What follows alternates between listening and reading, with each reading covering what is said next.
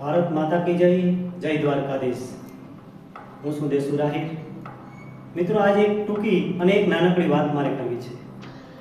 વાત ટૂંકી છે પણ એમનો ભાવાર્થ, એમનો ઇતિહાસ બહુ મોટો છે। તો આપણે પણ એમ થાય કે ભાઈ વાત ટૂંકી હોય ને ઇતિહાસ મોટો આવો તે શું હોય? હા, એ છે મિત્રો 1962 નું રેજાંગલાની ઘાટી ઉપર ચીન સામેનું એક ભયંકર અને ધમાસાણ યુદ્ધ। આ યુદ્ધની માલિપા એમ કહેવાય છે કે 3000 ચીની સૈનિકોને ઠાર કરી અને 114 જે વીર આહિર સપૂતોએ પોતાના પ્રાણની આહુતિ આપી છે ને, આ ઇતિહાસ મોટો છે।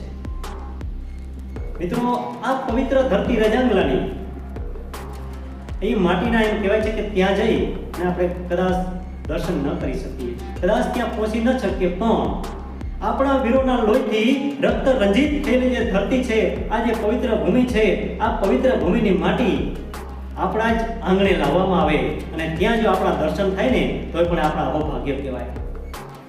તો મિત્રો, આ પવિત્ર ભૂમિની માટીના એમ કહેવાય છે કે કળશમાં આખા દેશનું પરિભ્રમણ કરવામાં આવે છે અને કળશમાં એમ કહેવાય છે કે આ માટીને આપણા જ લાલપુરની અંદર લાવવામાં આવે છે।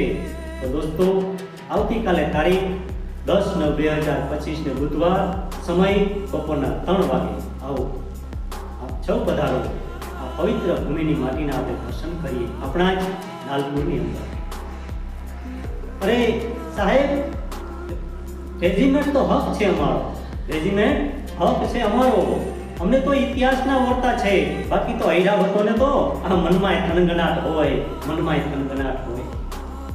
शहीदों की मजारों पर लगेंगे हर बरस मेले, शहीदों की मजारों पर लगेंगे हर बरस मेले, वतन पे मरने वालों का यहीं बाकी निशानों होगा, यहीं बाकी निशानों होगा। जय हिंद, जय द्वारकाधीश।